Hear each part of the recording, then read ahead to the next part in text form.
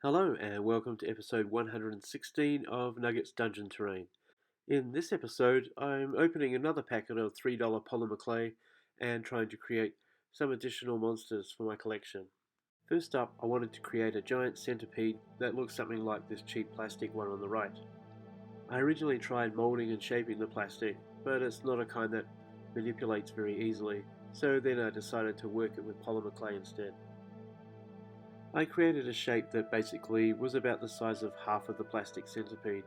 I stuck it onto a base after it had been hardened in the oven and put it on an angle. It's going to look like it's coming up out of the ground. The feet and the other body parts are very fiddly, so I decided to cut them off the plastic model and stick them onto the hardened centipede.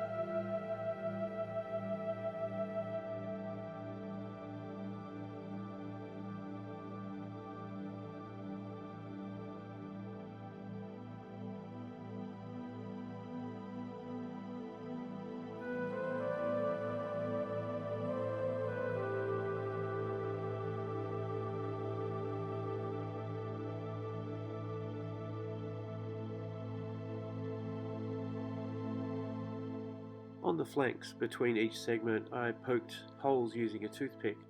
This is where I'm adding the additional feet as I go along.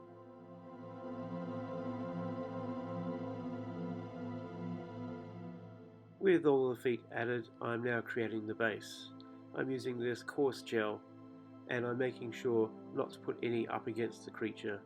That area will be left blank and coloured in black and will look like a hole that's been forced up through the ground as the centipede creates some kind of ambush attack.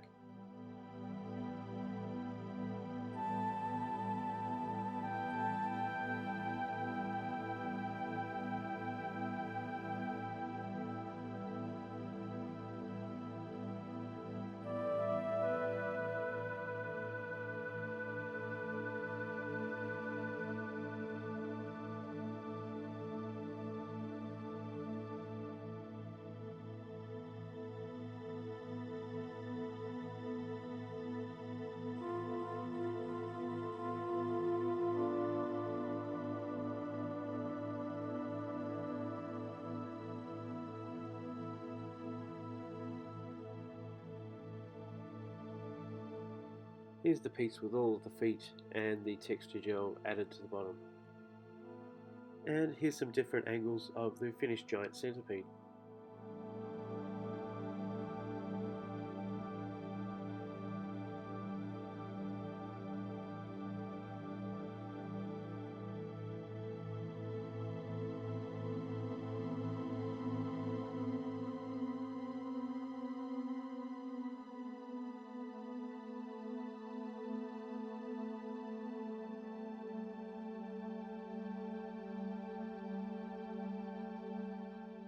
It's probably worth pointing out at this stage that the two pieces in this episode are only half of the $3 block. The other pieces will be in an upcoming episode. In the vein of a giant cockroach, I wanted some kind of giant bug that was also coming up out of the ground. I started off with this egg shape that was going to make the head, and then chopped this ball in half, using each half for the parts of the body that were visible above ground.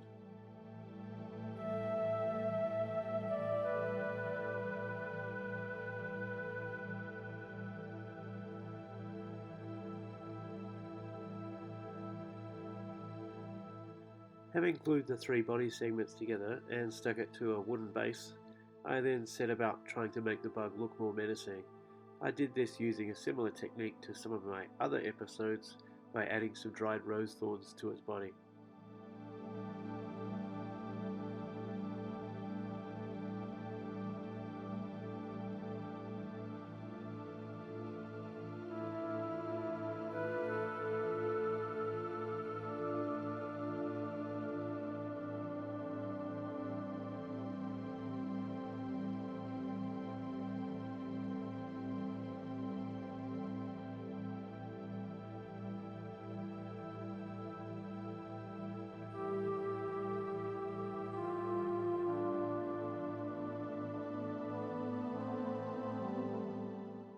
Similar to the centipede project, I then added a thick gel to the base.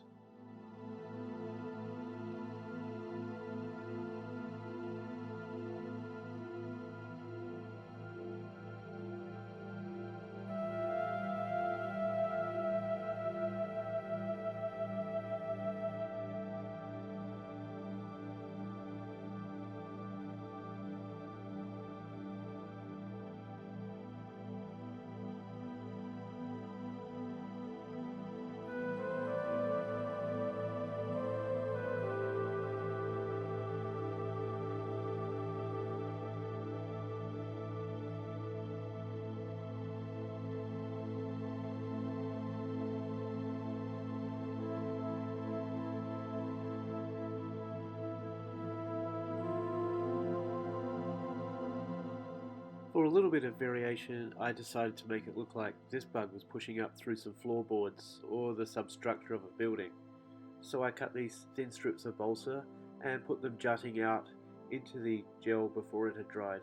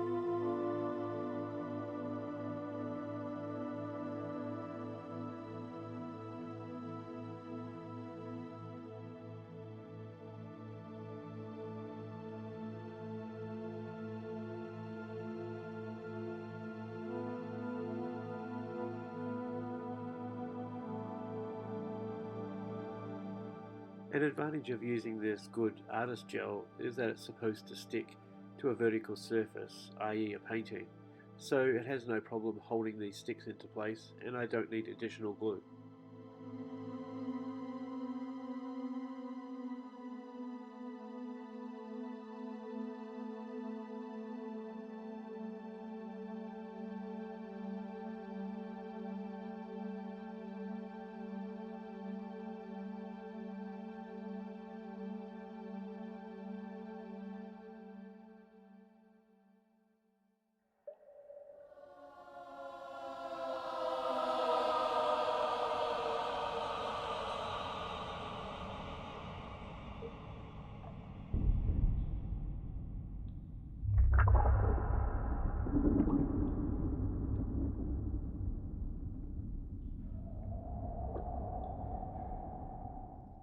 After painting everything so far black, I then added 3 eyes to each side, just these small stuck on gem pieces.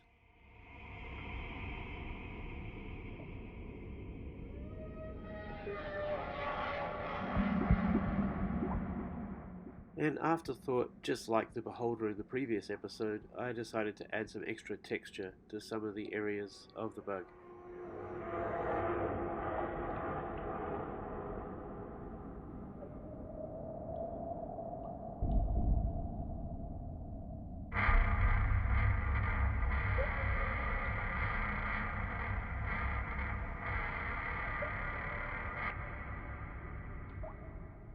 Next, I broke off and bent some old pieces of rusty wire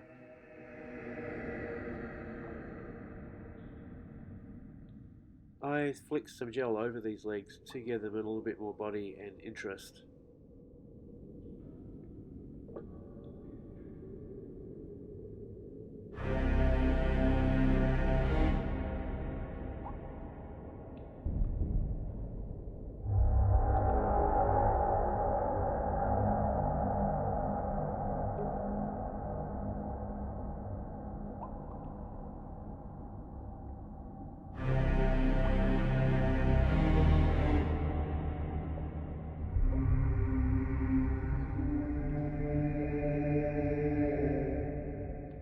I then used the same substance to transition better between the mouthpiece made out of toothpicks and the rest of the face made out of polymer.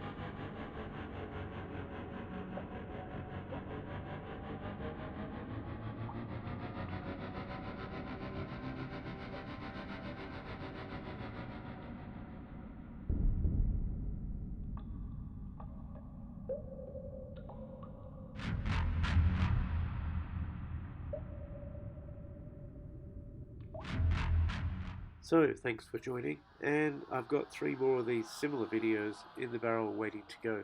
So I'll catch you soon.